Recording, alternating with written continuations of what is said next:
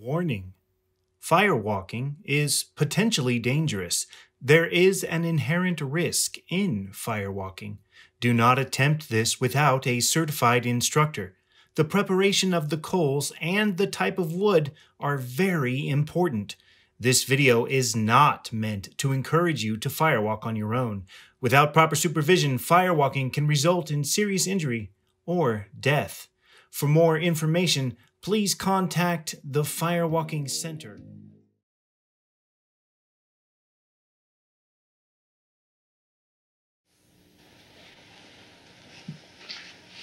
Walking on fire is very simple. I can teach you how to walk on fire without burning your feet in less than 5 minutes.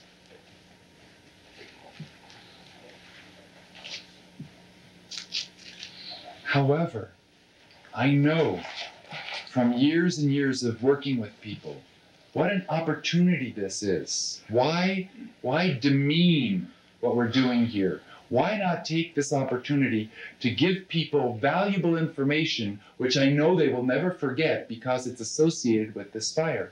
While that fire is burning for 2 hours, I know you're going to listen to everything I have to say. And so I'm going to try to give you the most profound, the most valuable information I have discovered in my 45 years of being on this planet. And the things that I've discovered have really made remarkable changes, not only in my life, but in the lives of many people that I know. I want to begin by saying walking on fire is very simple. And after you do it, if you choose to do it, you're going to be astonished, because I'm sure most of your life, if you've never done this, you thought it must be very difficult. And once you do this thing, which you thought was difficult, and you discover is actually quite simple, you're going to start wondering how many other things have you not been willing to do because your mind told you it was difficult. And the truth is, it's really simple, just like firewalking. But you've never even been willing to try because your own thoughts have prevented you from even trying. And it's similar to breaking a board with your bare hand. This is incredibly simple. Anybody can break a board with their bare hand. I'm going to show you how in a moment. But most people would never even attempt something like this because they think it's difficult. They think they're going to get hurt. And these thoughts, what they're thinking, prevents them from even trying. And as I said earlier, the fire is a metaphor, it's a symbol for all of the things that have stopped us from doing something because we are frightened or we think it might be difficult. And the same with the board. I mean, there's no practical application for this. Just like firewalking, there's no practical application. The world doesn't need more firewalkers. You know, I'm not doing this so the next time your family has a barbecue, you can show off, Uncle Harry, move the ribs. Watch this, everybody. That's not why I do it. It's not the purpose of the firewall. There's no application for board breaking except, if you're under stress and you come home at the end of a stressful day, don't shout and hit the kids. Break a few boards. And does wonders for your self-esteem. It releases stress and tension. I don't know, maybe that's a practical application of this. But more than anything else, it's meant to symbolize things that you have never been willing to attempt because your belief system has told you you were going to fail or it's very difficult. Now, here's how you break a board. This is called number 2 pine. It's a 1x12 board. In everybody's clothes closet above the pole, there's a shelf that's number 2 pine, 1x12 pine. So if you want to do this at home and get this at the local lumber yard, you just tell them you want 1x12 pine, number 2 pine, and you cut it into a 12-inch length, so now you have a square. I'm going to need 2 chairs. Could I borrow your chairs for this, please? Thank you.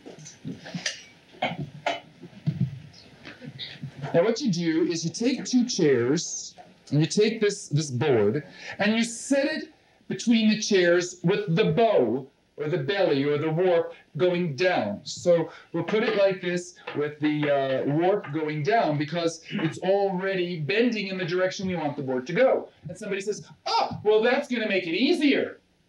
Oh yes, of course. Why try to make it difficult? Isn't that what life is about? Is discovering ways to make things easier. If you're riding a horse, sit in the direction the horse is going. So, to break the board with your hand, what you do is you visualize that the board is actually just a piece of peanut brittle. And you aim 8 inches below the peanut brittle. Imagine the real wood is 8 inches below, and your hand has to go through the peanut brittle to reach the wood underneath. Now that's what you do with your mind. The reason for that is simple. If you think this is the wood, as soon as you see your hand coming close to the wood, you're going to slow down because you don't want to hurt your hand. If you slow down, you're going to hurt your hand. If you don't slow down, if you're aiming 8 inches below and that full thrust, 100% of your power is going through this surface, it will fly apart. But if you aim here and try to hit the board, you're going to hurt your hand. You've got to go through it, not at it. And what you do is you stand next to the board. Roger, I'll have you demonstrate this. You stand next to the board, you hold your hand like so that you're not going to skin your knuckles or split your fingernails. And the only part of your hand that's going to come in contact with the board is your palm. And what you're going to do is you're going to practice a few times and aim for the middle. So you're going to, a few times you're going to bounce like so. We're going to get people up here to try this. And at the moment you're ready to go through that surface, you shout, "Hey!" And that will tighten your solar plexus and give a little bit more power to your thrust. And at that point, it's not just your mind, it's all the strength you can muster, 100%, just dropping through that plane of peanut brittle and into the board. Now, pay attention to Roger. Model what he is about to do. And in a moment, we'll get some people up here to try this. Okay.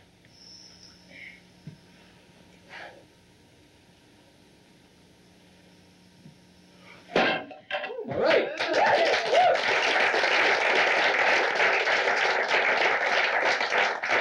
Would someone who's never done this like to try this? Someone who's never done this before would like to try it? Someone who's you've never done this, come on up here and try this. Okay, we'll take the board. We'll set it here. Are you right-handed?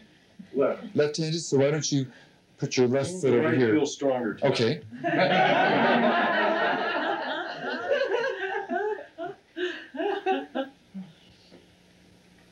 Peanut brittle, huh? Remember to aim through, 8 inches below. The wood will just fly apart as your hand comes close to it. And remember, all your strength, 100%.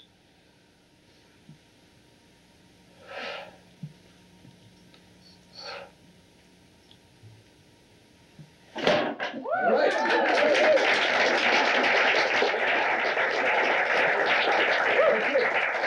Thank you very much. Now what we're going to do is bend steel rebar. Again, you see, it's very simple. It's very simple to break a board with your hand. But most people wouldn't even try because their belief system stops them. Now, what the Native Americans did is they would take the pointed end of an arrow and they would place it here in the softest part of their throat. Why don't you just, there's a V there, push in that. You see, it makes you gag. It's a very delicate, sensitive, vulnerable part of the body. The Native Americans would place the pointed end of an arrow there, they put the feathered end against a tree, and they would lean forward. And instead of impaling themselves, the arrow would snap.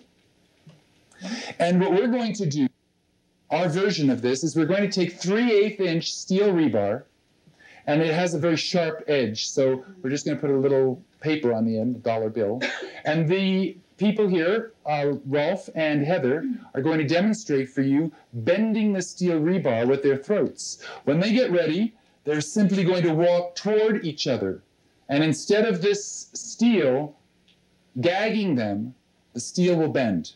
And then we'll get people from the audience to come up and try this. And just hold it a little bit so it doesn't spring up in your face when it bends. Just a little bit with your fingers, yeah.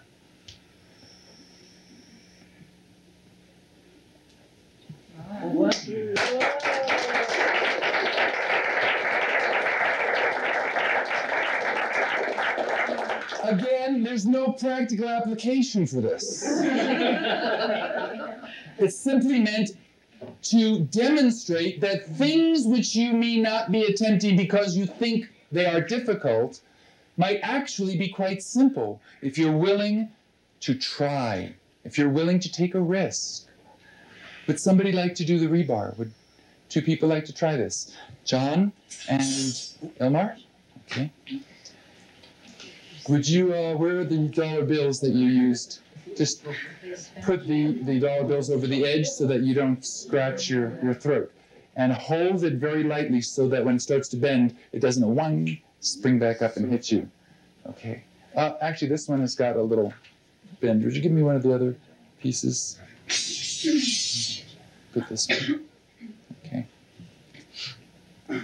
All right. What you do is you simply place it there and you make a decision. You're going to walk toward each other. And when you feel resistance, it's just resistance. Resistance takes many forms. Sometimes it's a little voice that says you can't. Push through the resistance and just move toward each other. Yeah. All right.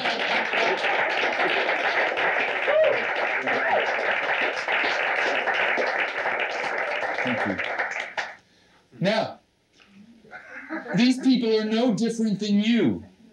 Of course it looks confrontive to put the steel in your throat. Of course it's confrontive. You see a runway of glowing coals in front of you. I wouldn't ask you to do these things if I thought you were going to fail at them. How many people here have walked on fire? Raise your hands. Now look around. They're not in wheelchairs. You know it's possible. Put your hands down. What kind of a person would I be if I knew you were all going to get horribly injured, but I invited you to come and do this? You know, I mean, we've been hanging out for a little while. You must have some sense of who I am. Do I strike you as a ghoul who loves the smell of charred flesh? Obviously, it's possible. Not only is it possible, it's simple. Just like breaking the board or bending the steel, if you're willing to try.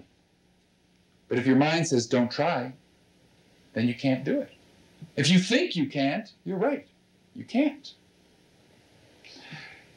People think this is mind over matter, but it's not. I'll explain how all of this works. But first you need to participate in this demonstration. This is a real lemon. I'm going to raise this lemon to my lips. On the count of 3, I'm going to squeeze and suck deeply. When I am sucking my imaginary lemon, my real lemon, I want you to suck on an imaginary lemon. Now, I'd like everyone to participate in this. Pretend you're holding a lemon in your hand right now. Look down and see lemon. I'm going to go 1, 2, 3. When I say 1, 2, 3, and I'm raising my real lemon, you're raising your imaginary lemon. When I squeeze and suck, you squeeze and suck. Are you ready? 1, 2, 3. Juicy one. Now, by a show of hands, how many people had any kind of an experience in their mouths at all? Show of hands. Now look around. Even if you didn't, notice the hands that are raised. Now, how is that possible? There's no lemon, and yet people are having a physical experience in their mouths. How is that possible? Let me explain. Every cell in your body is connected to a nerve. Every nerve in your body is connected to your brain. And your brain can be influenced by your mind. So what happened was you did something with your mind and it triggered an electrochemical change in your brain. And that brain was that electrochemical change was transmitted along a nerve, and it went into the cells in your mouth, and you had an experience. We're not talking about mind over matter. We're talking literally about mind in matter. Doing things with your mind that create physical changes in your body. Doing things with your mind that create chemical changes in the brain that change what goes on with your body and the performance of your body. You can generate higher immunity. You can generate strength. You can generate power. You can generate a more skillful approach to any situation using your mind. That's what this evening is about. Now, before we go out to light the fire, I'm going to go through a few logistics. Is there anybody here who has a lighter that I can use? Anybody here with a lighter? You have a lighter on your person? Great. We've got one. Thank you.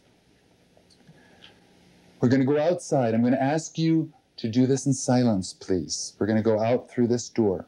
The reason I ask for you to be in silence is because each person is having an inner experience. I want them to be alone with that inner experience. We're going to go outside. I'm going to point to where the wood is. You'll all go over and you'll take 1 or 2 pieces of wood. You'll bring it over to the spot where we're going to arrange the wood. After the wood has been arranged, we're going to everybody reach in, grab some newspaper. Just take 1 piece of newspaper and crumple it up. Just 1 piece and crumple it up and then push it somewhere into the mound of wood. At that point, are you going to be out there? Can you pour the kerosene on the fire? Should you be out there? Okay. Rolf will cover the wood and the paper with kerosene, and you can light it with Roger's lighter. While the fire's being lit, we're going to be in a circle around the fire. And we're going to sing a chant. I'm going to teach you the words right now. And we're going to sing this chant later when we walk on the fire as well. Release your mind. See what you find. Bring it on home to your people. Release your mind. See what you find. Bring it on home to your people. Now, the words are simple. When I say release your mind, it doesn't mean go nuts out there. It means take the limitations off your mind. See what you find. And then tell people about it. Now, when you go home and you talk about what we've done here tonight, you can talk about it in such a way that you will close a person's mind, they'll grab a crucifix, and they'll try to ward you off. Firewalking. Take responsibility on how you bring this home to your people. You can talk about what happens here in such a way that you can open a person's mind and possibly change their life. Before we go out, I'd like to offer a little prayer. Infinite Spirit, please look into the heart of each person in this room. Only you know what needs to happen here this evening so that everybody here can receive the power and healing that they've asked for. And please let no one be burned. Be with us, each and every one of us. Thank you. So, let's go outside.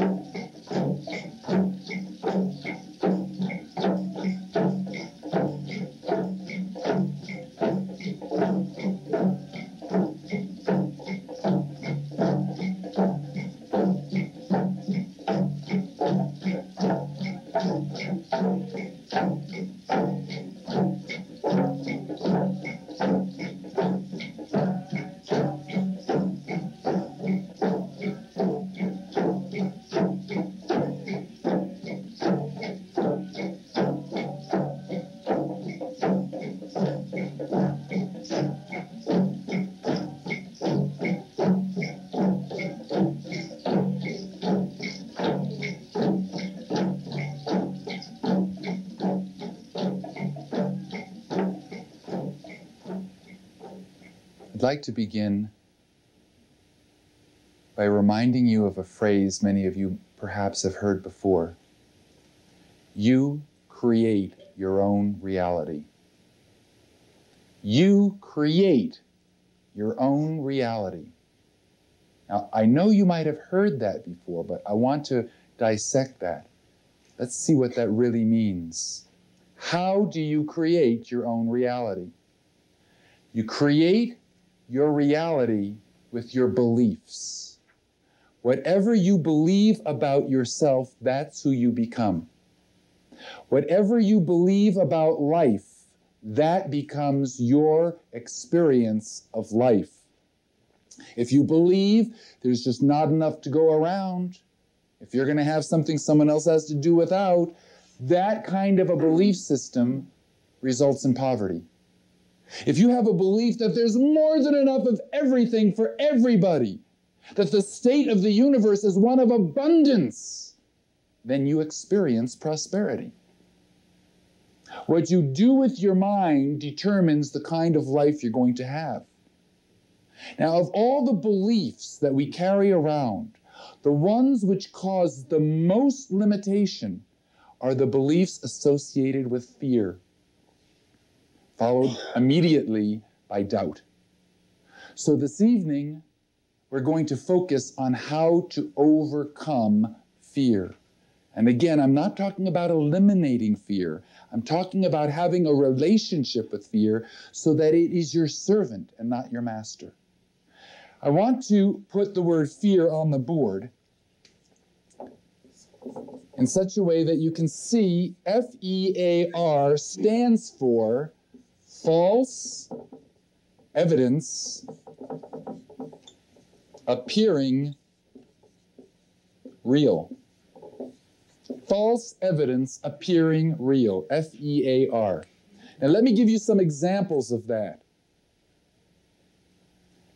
The rebar. It would seem the rebar should impale the person's throat, but it doesn't. It bends. False evidence appearing real.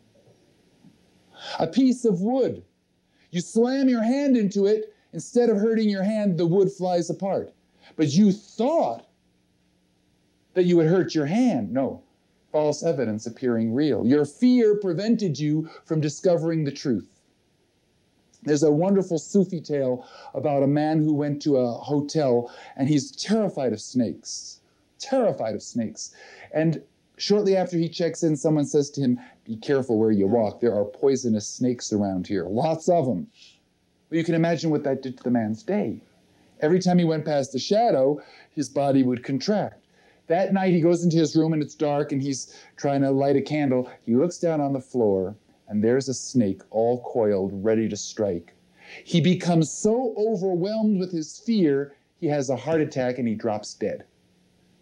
The next morning, in the light of day, the housekeeper comes into the room and she finds this man on the floor dead.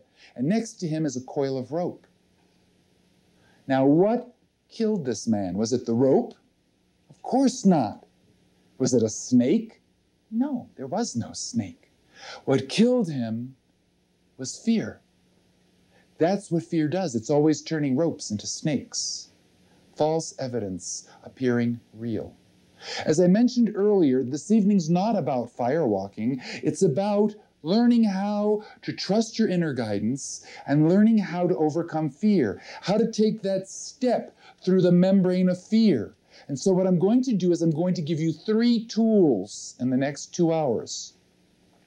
These 3 tools will enable you to step through the membrane of fear. These 3 tools will not only help you walk on fire, they will help you attain any goal, overcome any obstacle, My only job this evening is to get you to take one step. All of these tools, all of these methods are just to enable you to take one step. Once you take that step onto the fire, just keep walking.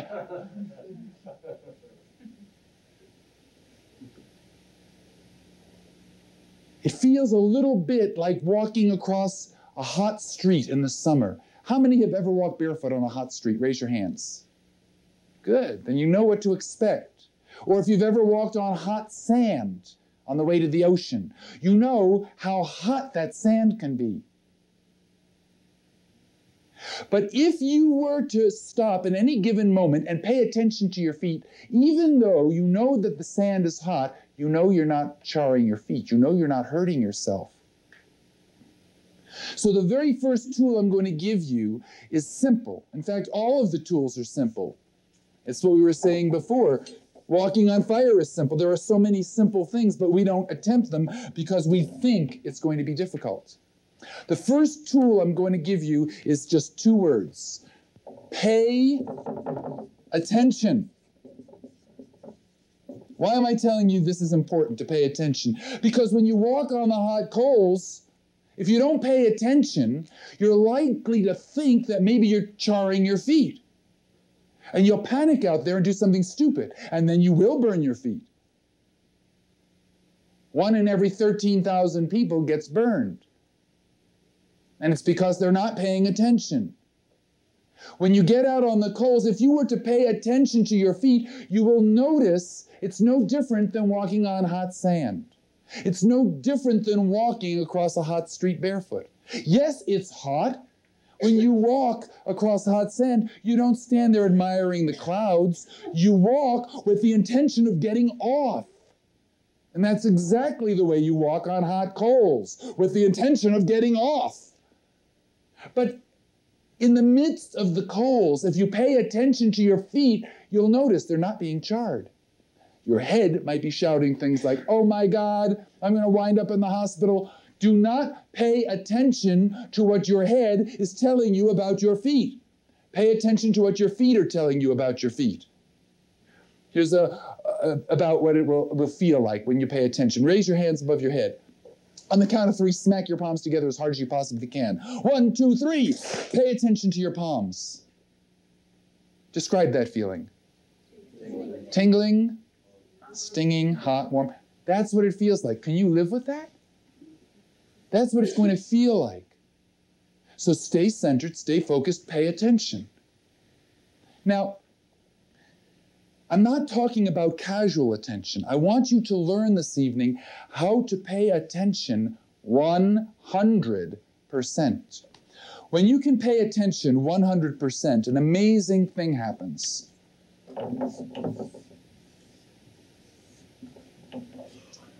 If you pay attention to the smell of a flower, 100%, your experience is that you have become the fragrance. You merge with it. You become the smell of the flower. It's 100%. If you put something in your mouth and you taste it and you pay attention, 100%, your experience is now you are the taste.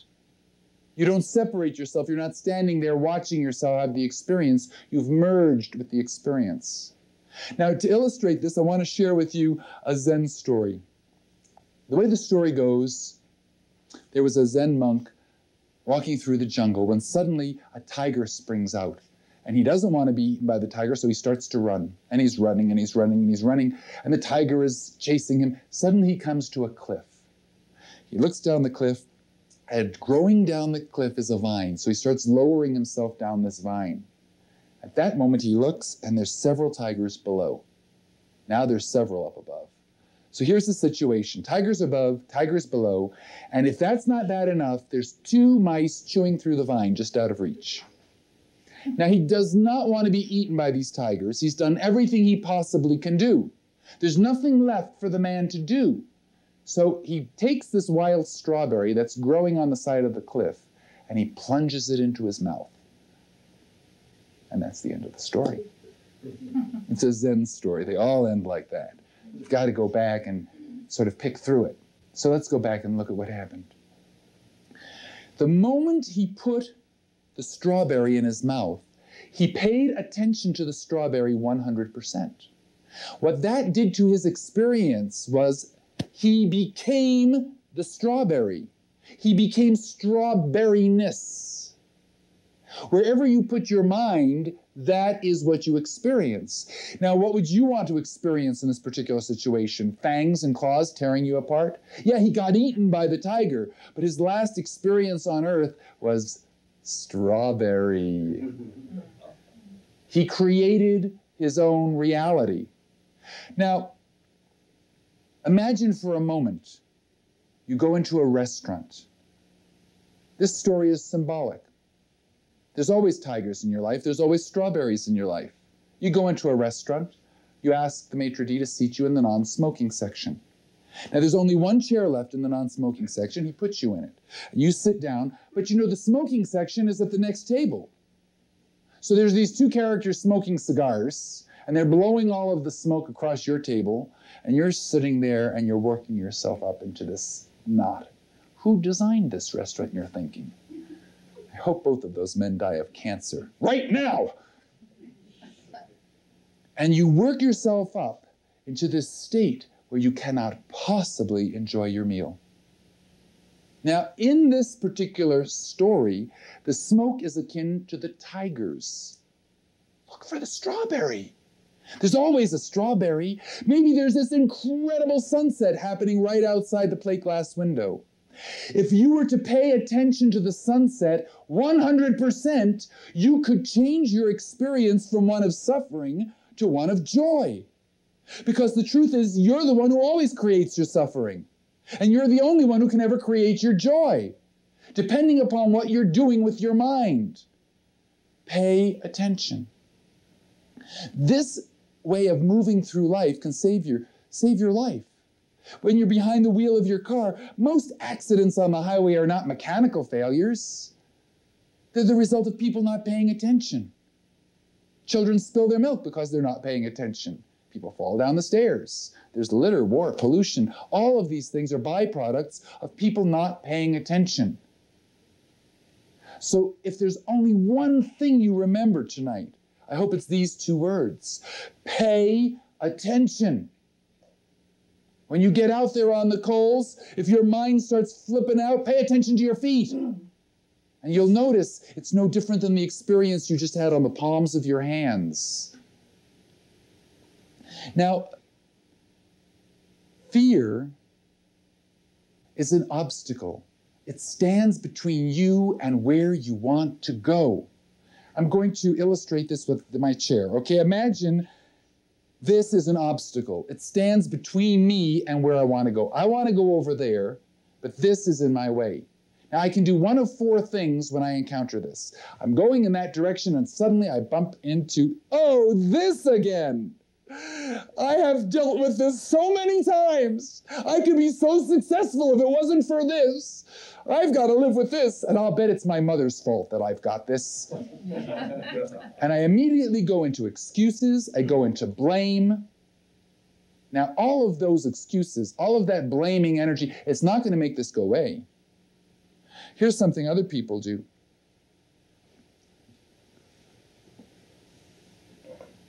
I don't even see it.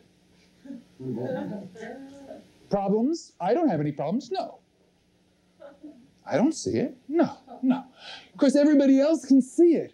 And don't you know people like that? They're walking around with this glued to their butt, and they don't see it. And they're telling you the truth. They really don't know it's there. And the truth is, when you go out to the fire tonight, if you're experiencing fear, don't pretend it's not there.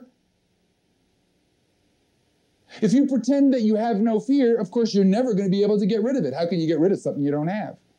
Be honest. If you're experiencing fear, acknowledge it, and you've done the very first thing you need to do to overcome it. Acknowledge it. Say, yes, I'm having fear. Another thing people do is they come in contact with this, and they want to go there, and this is really upsetting, and so they get all upset. They start telling everybody they've got this horrible problem. And when all their friends are sick and tired of listening to them talk about this problem, then they're going to go pay a psychotherapist. So there's someone who has to listen to them talk about this problem. And a lot of people, they carry their problems around like they're conversation pieces. Don't ever ask some of these people, "Hi, how are you today?" "Oh, I'm glad you asked." As if it was show and tell. And I'm sure some of these people, they don't want to get rid of that. What would they talk about? Here's the fourth thing you can do when you come in contact with an obstacle. I want to go there, but I can't get there because of this. Well, let me see what this is. Let me examine it. Let me pay attention to this. Oh, look, it's put together with screws. If I get a Phillips head screwdriver, I can take these out. And then, oh, with a crescent wrench, this will come off. And I pay attention to this, and slowly, bit by bit, I take it apart. And now it's just this pile of little pieces. I step over it, and I go on my way. It's not an obstacle anymore. So this evening, when you go out to the fire, if you are experiencing fear, pay attention to your fear. Don't pretend it's not there. Don't be like the guy with the obstacle glued to his butt. If you're willing to pay attention to it, that begins the process of dissolving it. Now, if you pay attention to your fear tonight, I want you to know it doesn't matter where it came from or how long you've had it. You don't have to know where it came from to get rid of it. I don't know where you picked up the belief that walking on 1,200-degree coals would burn your feet. I don't know where you got that belief, but I can get rid of it for you. If you were shot with a poison arrow, you're going to stand around saying, "Don't anybody take this out till I find out where it came from." You got a poison arrow, and all you're interested in doing is removing it. And it doesn't matter how long you have been living in fear. If I walk into a cave and it's been dark for 10 million years and I have a candle, now it's light. It doesn't matter how long it's been dark, now it's light. People say, "You mean it's possible to get rid of fears I've had for 30 years in one evening?" Yes, definitely. I've seen it happen for 16 years. Now, I want to show you how the brain works so you have a better understanding of what fear is and where it comes from. The brain is very similar to a computer, a biocomputer. And this portion of the brain, just above the brainstem over here, this is the memory bank of the computer. And there's a process. The way this memory bank works is there's a process. It's called the Reticular Activating System. Here's how it works. When you're born, you don't have any programming in the computer. So I'm a little baby, 6 months old, and I'm on the floor, and I'm playing with my blocks, and I'm having a good time. Gaga, goo goo. And into the room comes this gigantic black spider. Now, immediately, my reticular activating system is going to do its job. And what its job is to review and scan all of my life, all of my programming, all of the time I've been on the planet, to see if there's ever been an earlier similar situation so I know how to react to this thing. So the reticular activating system reviews and scans the memory bank, and there's nothing there because I've never seen a spider before. This is my first spider. So I don't know what it is. Maybe it's a toy. I put my hand down and I let this spider start crawling up my arm. And you know, I like this experience. It tickles. Ooh, I love this experience. This is a great experience. Just then my mom walks into the room. Now, mommy is terrified of spiders. So here's what mommy does. Mommy walks in, sees baby on the floor with this big black spider crawling up baby's arm, and mommy goes, "Ah!"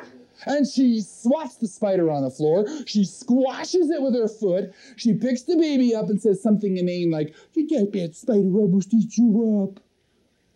Now, let's look and see what happened on the board. The first time the baby sees the The baby is just sucking in new experiences, like a vacuum cleaner, you know, just sucking in all these new experiences. There's no resistance. Now, the moment that I screamed, what happened to your body? It tensed, right? Imagine for a moment, you're a little baby and mommy screams. Your muscles contract. Your heart starts beating a little bit faster. You start to perspire. Adrenaline is pumped into your bloodstream.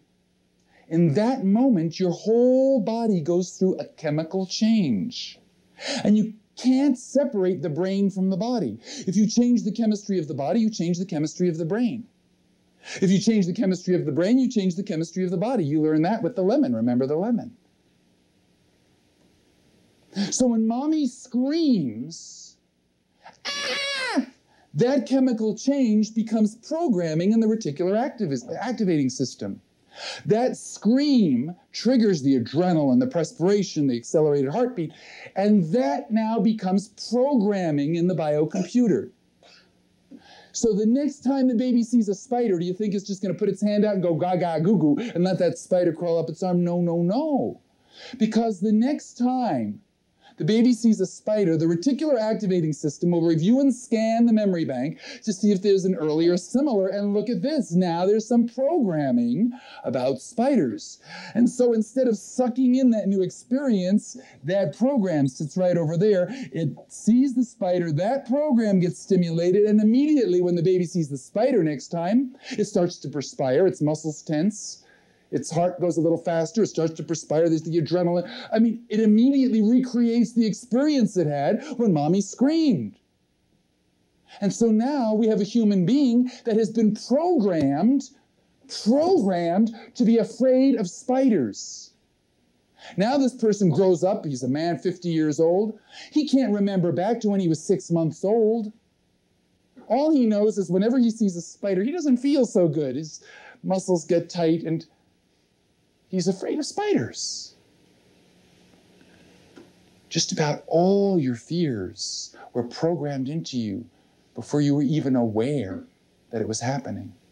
Your judgments, your opinions, all of the things that limit you were programmed into you at a point in your life where you had no control, and now you're carrying around all of this programming. Tonight, when you're out in front of that fire, if you're experiencing fear, I want you to pay attention in here.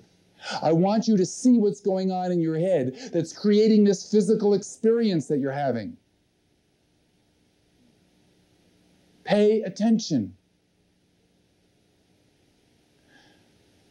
In fact, when you go out tonight, there's a full moon. Pay attention to the moon because I want you to know something. What you're calling moon is nothing up in the sky. What you're calling moon is an electrochemical change in your brain.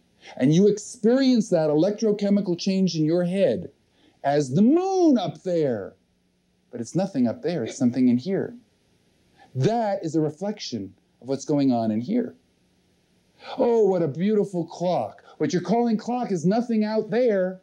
Your only experience of clock, what you're labeling clock, is an electrochemical bunch of changes in your brain, and you label that experience the clock out there.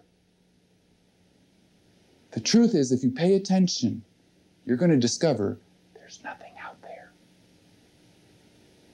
There's nothing out there.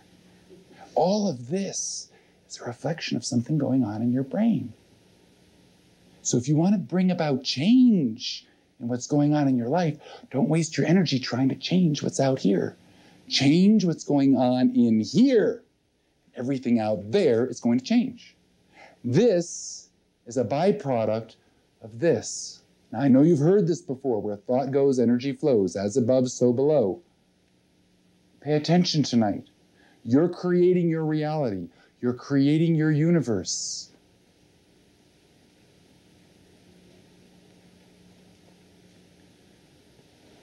If you go out there and you're experiencing fear, jump into the fear. Pay attention to it. I was already teaching seminars for many, many years, and I was harboring a secret fear. I didn't want anybody to know I had this. I had a fear of heights. If I stood on a 6-foot ladder, my legs would start to shake. I was terrified of heights. I tried meditation. I tried psychotherapy. I tried affirmations. I couldn't handle this. And I didn't know what to do, but I felt a little bit like a hypocrite talking about the power of the mind and the power of people being able to make huge changes. And here I had this fear. So what I did is I signed up for a skydiving course. I decided I wanted to confront this once and for all. And of course, a part of me thought, well, you might get killed. I said, I would rather be dead than live with this kind of fear. And so we take a little seminar and we get into our parachutes and we go up in the plane. There's 11 people in the plane. I'm looking around at the faces of these other 11 people and I could tell I'm the only one who's afraid of heights. I don't know why they took the class, but I knew it wasn't because they were afraid of heights. So I'm sitting in the door of the plane and my fear is upon me. It is upon me with so much intensity. The pain was so agonizing and excruciating, I cannot describe the pain I was experiencing. And I knew I was creating this physical hell with my mind. And so I began to pay attention up here. And when I paid attention up there, I discovered something very interesting. There was a voice going through my head. And the voice was saying, what if the parachute doesn't open? What if you get tangled in the wires? What if you don't land right? What if you don't jump out the door right? And I suddenly realized, sitting there in this airplane, that every one of those sentences started with the same two words. What if? What if the parachute doesn't open? What if da-da-da-da-da? What if? And if you look in here and pay attention tonight, or any time that you're going through fear, you will discover this little voice. And it always starts by saying, what if? And the moment that I realized how I was doing this to myself, in the door of that plane, I shouted out loud, shut up! And I jumped out the door. And I haven't been afraid of heights since then. Tonight, if you can just remember to pay attention, the fear is nothing to be ashamed of. Don't be like the guy pretending it's not there. The first thing you've got to do to make this go away is acknowledge that you've got it. Pay attention to it. And I think you'll discover there are two words that are creating your experience of fear. Now, I'm not saying the physical experience is going to radically change. How many of you have ever been on a roller coaster? Raise your hand. Okay, you remember when you get in the car, you think this is going to be fun. And then all of a sudden it starts going up. Click, click, click, click. And you have this experience in your body. That experience is no different than fear. It's excitement, it's exhilaration, but it feels the exact same way in the body as fear. What changes it from pain to exhilaration is just throwing a little switch in your mind. Everything comes back to this. What you do with this will determine your experience, not just tonight, but for the rest of your life. Now, I've introduced you to two ideas thus far. The idea that fear is false evidence appearing real, and also the concept of paying attention. To help you remember these two things, I'm going to do a little magic show. Now, the magic show is meant to be fun. It's not meant to be profound. It's meant to show you how easily false evidence appears real. And it's also meant to show you how little attention you give usual situations. I want you to pay attention. I'm going to be trying to fool you. I want you to not be fooled. I have no powers. This isn't real magic. It's like this. It's like this puzzle. I did this seminar at the University of Arizona College of Medicine, and after the seminar, one of the medical students came up to me and said, Tolly, do you think this ring can be removed from the horseshoes? I examined everything very closely. This is steel. There's no openings in the steel links. The ring is steel. There's no openings in it. I fussed and I fidgeted, and I realized the only way you can get this off would be with a saw, because the diameter of the horseshoes is so much greater than the diameter of the ring. And this fellow said to me, Tolly, it's false evidence appearing real. You weren't paying attention. If you simply twist the horseshoes, the ring comes off. That simple. It's a puzzle. And so the magic show, it's just really a bunch of puzzles. I'm going to try to fool you. I want you to pay attention. If I don't fool you, you win, I lose. If I do fool you, I win, you lose. I look like I have magical powers. Now, the people who are in the week-long training, you don't have to pay attention quite so hard because I'm going to teach you all of these so you can go home and do this for your friends. But for the rest of you, I will demonstrate a number of things. I'll need some volunteers for this. Someone who has never seen my magic show. You've never seen my magic show, I'm sure. Would you come up here, Tina, and be my volunteer? Thank you. Your only job is to pay attention. Leave your hands at your side. Let me put up my sleeves so there's no suspicion of something going up my sleeve. I'm going to be trying to confuse you, and I want you to not be confused. I'm going to push this paper from hand to hand, back and forth like this, and at any given point I'm going to say, which hand has the paper? You point to the hand you think has the paper. Don't help her, okay? Which hand has the paper? Okay, good. All right, now you don't have to look at me. You can watch the paper if you want. Okay, so I'm trying to confuse you. Which hand's got the paper? Good, she's paying attention. Okay, now don't help her. Let her do this all by herself, okay? Now I'm going to be trying to confuse you. You see here, which hand's got the paper? Tina, it's magic. It disappeared. Give her some applause. Okay, thank you. Now, of course, from where you're sitting, you know exactly what happened. But imagine Tina for a moment. She didn't see what you saw, so based on the information she had, she thought it was magic. You knew it wasn't magic. I'm telling you, none of what you're about to see is really magic. It's something going over your shoulder when you least expect it. Pay attention. Now, I'll need another volunteer to come up here and help me. Someone to come up here and have a seat in the chair. Great, Steve, if you'll just come up here and have a seat, please. Thank you very much. For this, we're going to need some props. We're going to need some cards. Deck for you and a deck for me. We're each going to need a pad of paper. Here's one for you, one for me, and we're each going to need a pencil. And there's one for you and one for me. Now, here's what I want you to do. Listen closely to the directions. I'm going to ask you in just a moment to go around the bend where you're sure nobody can see you. I want you to take the cards out of the box, look through them, establish the fact that they're all different. Take one card out, just one. Memorize it. Turn it over and put it back into the deck so it's the only card that's turned over. Put the cards in the box, close the box, come back and have a seat after the box is closed. Now, when he comes back and that box is closed, he's the only one in the room that knows what card has been turned over. The only way I could tell him what that card might be would be to read his mind. And that's what I'm going to do. So leave your paper and pencil there, if you will, and just go around the bend where you're sure nobody can see that I don't have any spies. Now, when he comes back into the room, don't say anything at all, but see if you get any first impressions. See if anything pops into your mind, okay? But don't say anything. Now, obviously, unless we set this up in advance or there's a hidden camera, there's no way I can know his card without reading his mind. So this should be a valid demonstration of ESP.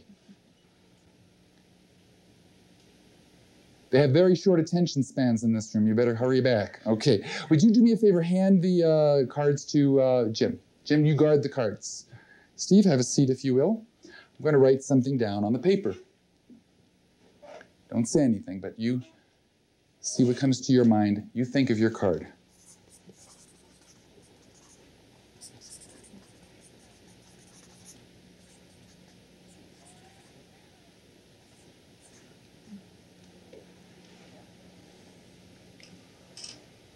Would you guard this for me, please? Just put your hand on it. Okay, thank you, Sandra. Come up here into the spotlight, if you would, Jim. Take the cards out in front of the camera. Fan them out. Don't block Steve, though, okay? This is show business. All right? Fan them out so we can all see. And then take the one card that's reversed and hold it up so everybody in the room can see it and tell them what it is. The 5 of diamonds. The 5 of diamonds. And have a seat. Would you come up here, please? Come up here on the stage, in the camera. Yeah. I want you to read word for word what's written on that paper so the whole room can hear out loud. Steve is thinking of the 5 of diamonds.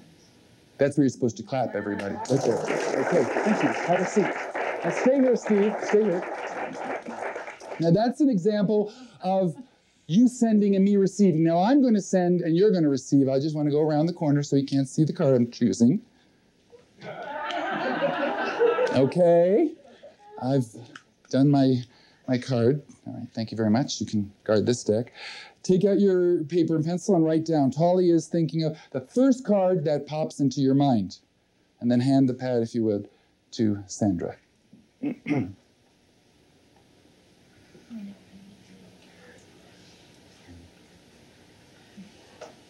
it to Sandra. Come back into the spotlight again. Read it to the whole room, word for word, what's written on that paper. Tolly is thinking of the Jack of Clubs. Jack of Clubs, do you have a seat, please? And would you come up here? Let me take the cards out of the box. You've already done that. All right, now, there's one card in here that's turned over. You said the Jack of Clubs? Mm-hmm. Interesting.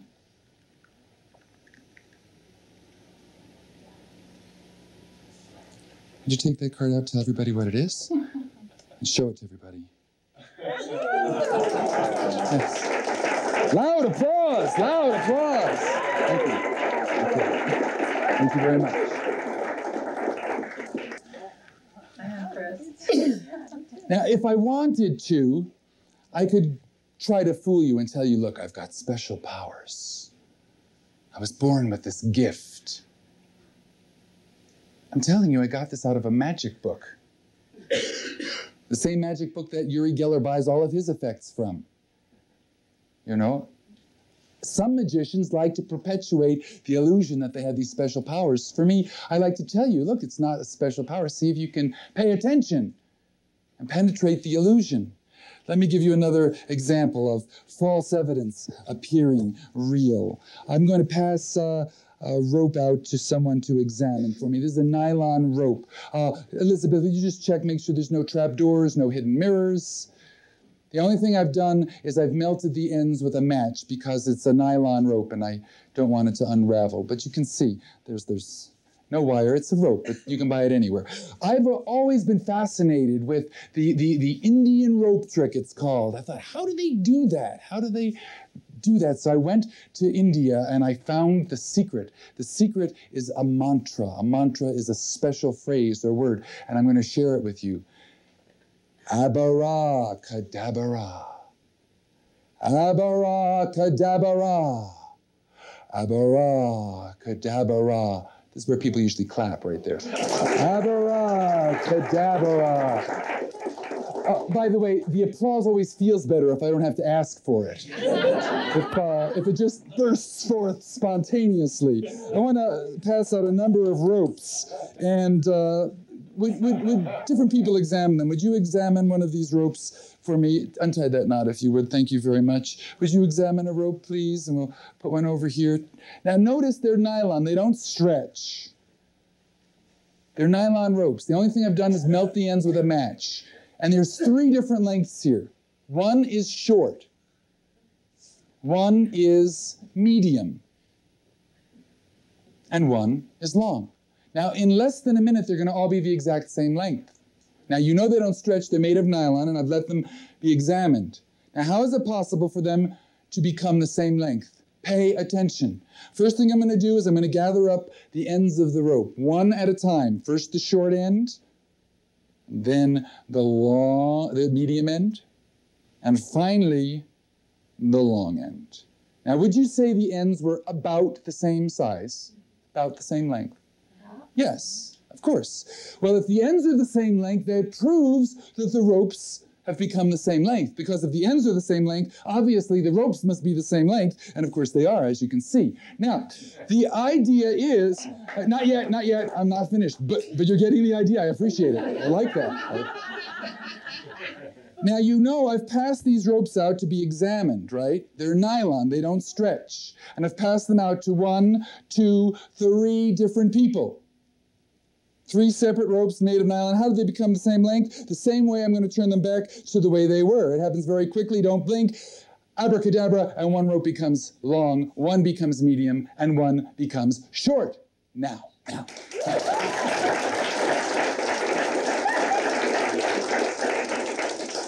false evidence appearing real. Okay, we have some kids here. I love doing this with kids. Okay, where's your daughter? Oh, Maya has seen this. Oh, come on up here if you would. Let me get a piece of cotton rope. Okay, Alexia, how many ends does the rope have? 2. Good, all right. I'm going to cut off 1. 2 minus 1 is? 1. Right, now the rope has 1 end. I'm going to go over here, and I'm going to remove that last end. 1 minus 1 is? 0. Okay, now the rope has no ends. Would you hold the scissors for me, please? Thank you. Yes. This is what a rope looks like with no ends. It's not a joke. They're both on the floor. You can see for yourself. Now, it does still have a middle. Now, your job is going to be to cut out the middle, and then the rope will have no ends and no middle. So if you will take the scissors, please, and just cut the middle out of the rope. Now, this is what a rope looks like with no ends and no middle. The magic comes when we restore the rope to the way it was before. I'm going to show you how we do this. We tie a knot where the middle used to be, and then I'm going to count to 3. When I count to 3, you blow on the knot, okay? Now, I want you to take a real deep breath and hold your breath until I say 3, okay? Take a deep breath. Hold your breath. 1, 2. 3 days ago, I tried this, and it didn't work. I hope it works tonight. Oh, I'm sorry. 1. Hold your breath. 2. 3 times I tried it. It still wouldn't work. I was so embarrassed. Oh, I'm sorry. All right, 1, 2, 3, blow. You spit right in my face. Let me back up. Hold this over here. All right, 1, 2, 3, blow. And now we simply take the knot off the rope, throw it away. It's restored. Let's give her some applause. Thank you very much. You can keep the rope. Thank you. Now, I want to do one more demonstration, and does anybody here have a cigarette I can use for this demonstration? Anybody here have a cigarette? Great. I bring some, but it's always better to borrow mine. Would you just start the cigarette? Start the cigarette if you would. Just get it going really well. I need to borrow somebody's jacket or sweater. Somebody have a... Oh, great. And can you just pass that on up here? Thank you. Now, I want you to notice something. There's no hole. There's no hole. Thank you. Thank you. No hole in this jacket, all right? Now what I'm going to do is I'm going to take this cigarette and set it on the fabric. Now, do you like this jacket? Well, I did. The amazing thing is not that the cigarette does not burn the fabric. No, no, no. The amazing thing is that the cigarette has completely disappeared. Obviously, or I wouldn't give you your coat to examine. Yes, that's where you...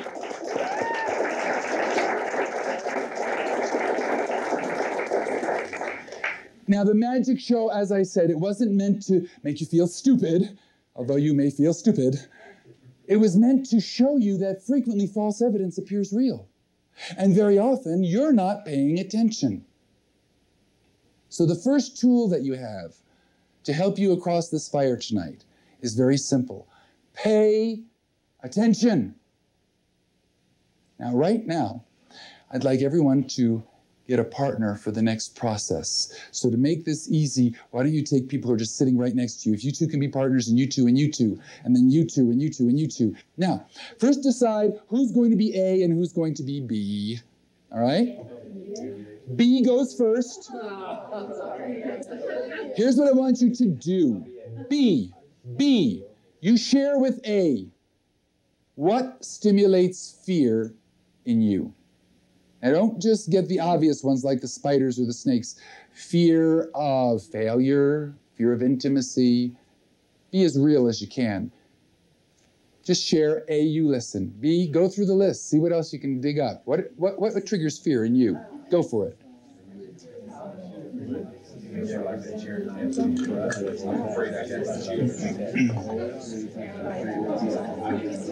Would you please call out some of the fears you heard your partner say? Fear of what? Rejection. Fear of rejection, fear of failure, fear of success. Anybody have both the fear of failure and the fear of success? Damned if you do, damned if you don't.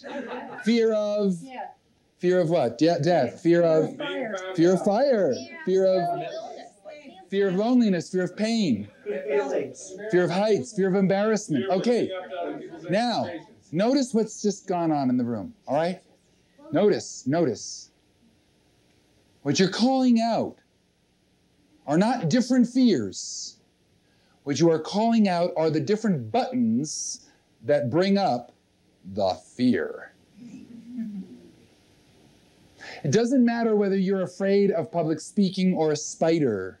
The person who's afraid of speaking in public, when they're standing on that stage, they're having the exact same physical experience as the person who sees the big spider.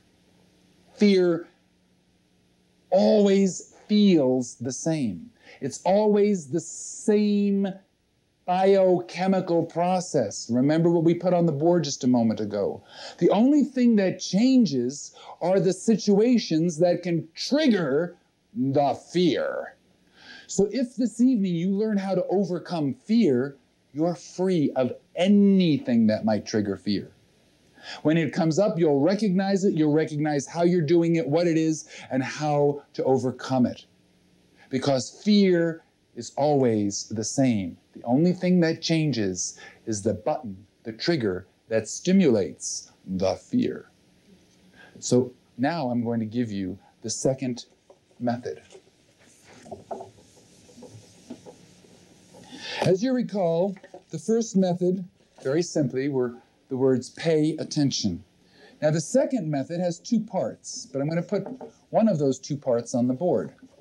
Expect the best. Now, that makes sense. I know a lot of people have heard that before. It's a matter of being an optimist, seeing the glass as half full instead of half empty. But there's something more profound about this. The technique I'm about to share with you, this two-part technique, this is used to train athletes. It's used to prepare people who work on the NASA programs. Before you expect the best, it's important for you to be prepared for the worst. Now, let me give you an example of how this works. Tonight, for an example, we're going to go out and walk on the fire. What's the worst that could possibly happen? You get burned. Come on, where's your imagination? The worst that could possibly happen. You could get killed. No, worse than that. You could fall on your face and not die. A red glowing coal stuck in each eye socket. Hospital food for a year. Can't even see it. Now, in any situation, what you do is before you try to expect the best, you first start considering the worst case scenarios. Because if you don't do that, there's no way you can expect the best and pay attention to that 100%. A part of you is going, yeah, and oh, what if, and but look at that. And so first, focus on all the things that could go wrong. The first time I walked on fire, I'm no different than anybody here. Yes, I had a lot of fear come over me.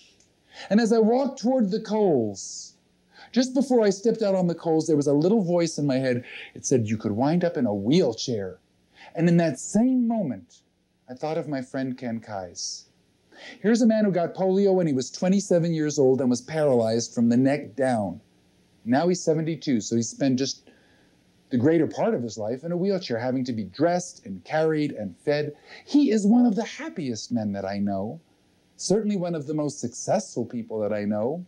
His books have sold millions of copies. He's changing the lives of people all over the world. And so when I thought of Ken, I realized, yeah, I could wind up in a wheelchair, and that's okay. And when I said that's okay, what I was doing is I was emotionally prepared to accept what a moment ago I called unacceptable. I was emotionally prepared to accept the unacceptable. And I walked out on that fire. And of course, I didn't burn my feet. Tonight, I don't want you walking on that fire unless you're willing to accept the possibility that you could burn your feet. You read the medical release form. It was very explicit. I'm not promising you if you walk on the fire, you won't burn your feet. I've told you people have been burned doing this. Do not walk on the fire unless you are emotionally prepared for the worst. But after you have done all of these horror movies, running them through your mind, and you're finished with them, now you're finished with them. And you can really expect the best. And no part of you is going to rip off that expectation of the best. If you're prepared for the worst and you're expecting the best, you've got all the bases covered. Did you get it? All the bases are covered. Now you can really put out peak performance. And it doesn't matter if you're an athlete or an executive. All the bases are covered. You're prepared for the worst. You are expecting the best. And when you expect the best, something amazing happens.